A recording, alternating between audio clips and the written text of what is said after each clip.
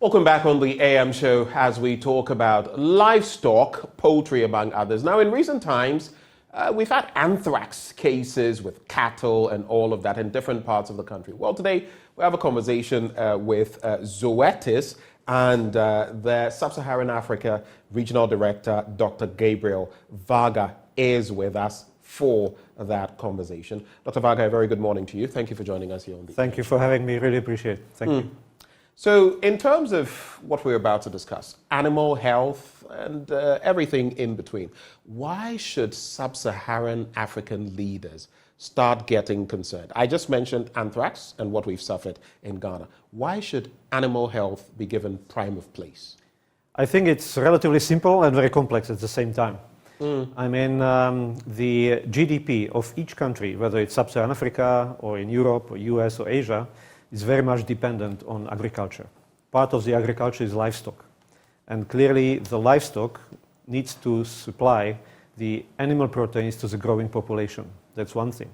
Secondly, the fragility of the production with all the climate changes, making sure that the urbanization, the trend in urbanization, there are a lot of poultry farmers, a lot of farmers in the countryside, but a lot of young people move into cities, where they lose that connection with animals. So all this is very important.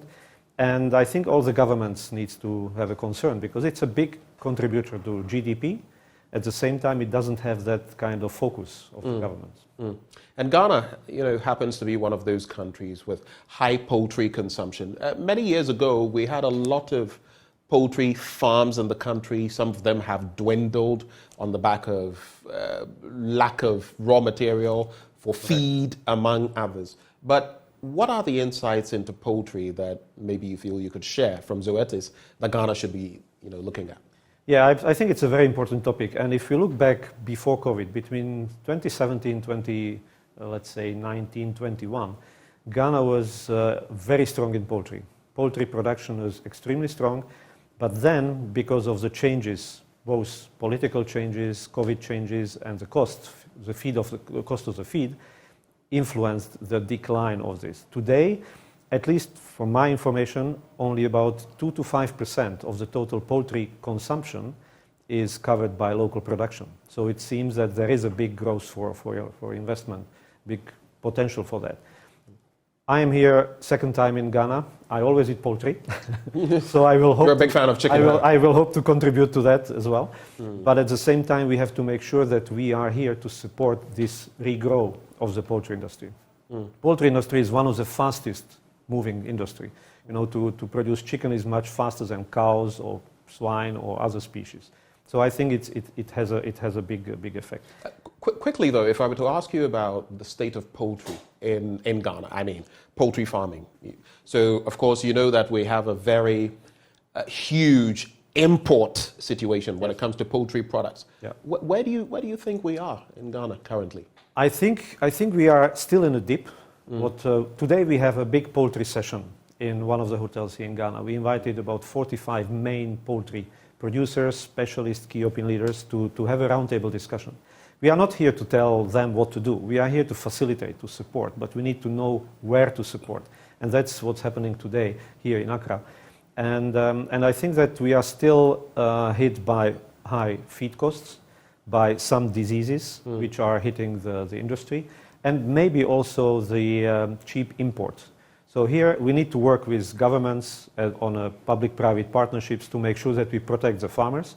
At the same time, we need to make sure that the high feed costs are compensated by higher efficiency.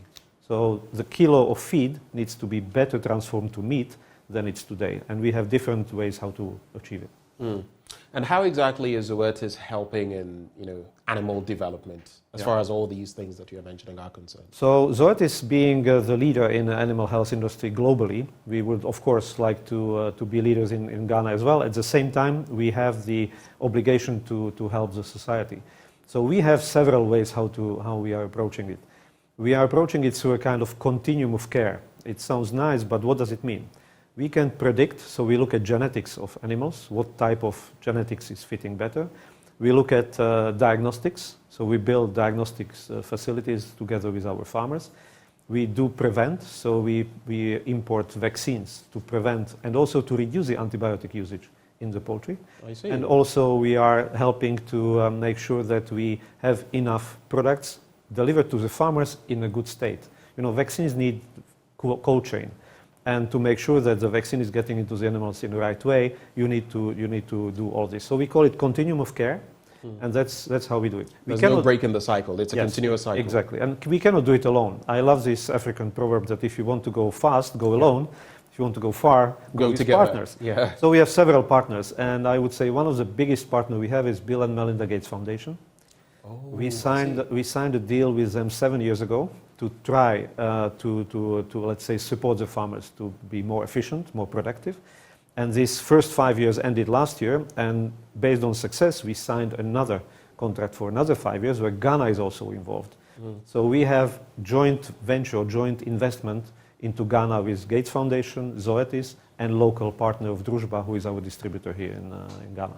I see. And even as you talk about this wide scope of endeavor as far as Zoetis is concerned, you operate in other countries, right? Yeah. Ethiopia, Yeah. Tanzania, Yeah. Among others. Yeah, Nigeria as well? As well. And actually, that's what I am very happy that we could include Ghana into this, because the pilot first 5 years were only focusing on 4 countries. It was Nigeria, Ethiopia, Uganda, and Tanzania.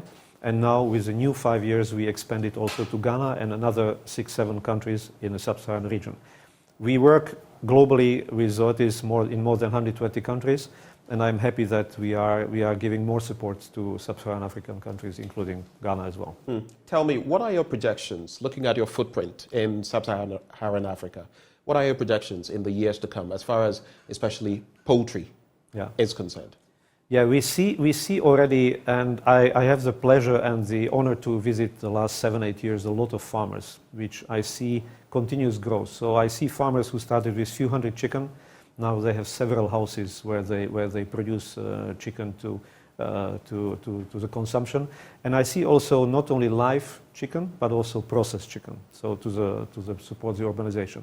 Where I see that the industrialization of the poultry production will increase. Of course, there will be backyard farms. They will stay here because it's a part of the life globally. But the need for the demographic changes, the growth of youth, the growth of the urban area will need to have this support. So I see the consolidation of the farms, and obviously the bigger concentration of animals is getting also more risks. So we need to make sure that we prevent those risks by good diagnostic services and prevention. That's where we see the future. So that's interesting. Tell us, to cap off the conversation, about your upcoming summit. You have a summit coming up. Tell us about that. Yes. What's the goal of the summit? So actually, for us, it's one of the most important weeks in the year, because we have over 25 distributors in sub-Saharan Africa, in all over the countries. Do you have any in Ghana yet? We do have a company called Druzhba with our good friend Felicity, who is amazing. This lady is just dedicated to it with her whole life. And once a year, we bring the distributors from all these 25 countries into one place. And this year, we are very honored and blessed that we could do it in Ghana. So we do some poultry consumption increase as well by bringing those friends over. But this is the place where we exchange information, exchange knowledge, best practice, and making sure that we plan also the next year's budgets, next year's activities. At the same time, as I mentioned, today is a big poultry meeting, which is focused on Ghana. We brought some specialists from abroad, but we also make sure that we listen to the needs of the poultry farmers, of the poultry business people, and help them to dedicate our resources to that. At the same time, we need to make sure that we work with the right partners.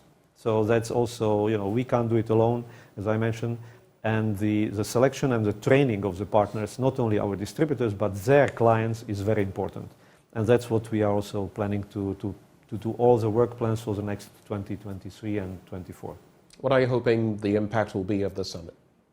First of all, I hope that everybody will walk away fine with new information, with some more chicken eaten in Ghana. But not jokingly, I think it's very important to align and coordinate things. We, being as a commercial organization, we need to make sure that all the funds, all the investments have their return on investment. And I see it personally as a value chain. If not every single part of the value chain will have benefit from that, then we cannot finalize that circle. So we are really looking into the ways how to make it more effective, the production of animal proteins, how to support the different levels of farmers, the major farmers. In the value chain. In the value chain, and to look for new partners, new public-private partnership, but also to work with those who are processing the meat, who are then doing the reselling of the products into the market. So it's more about cooperation basically, and more about alignment of our activities, and the best way how to invest the co-funding of Gates Foundation, Zoetis, and local farmers. Final words, Dr. Varga. Any final words? First of all, thank you for hospitality. It's always great to come to Ghana, to Accra, and I see already in the last 7-8 years the progress here. I see the way of interest of the farmers, despite the fact it's in a dip now, but this is a time when we need to go and help and support. So thank you very much for having me, and looking forward to future visits to Ghana. Thanks for coming. Thank you very much. They say we shouldn't shake hands that much because of conjunctivitis in the system, but we just did. We just did. Thank you.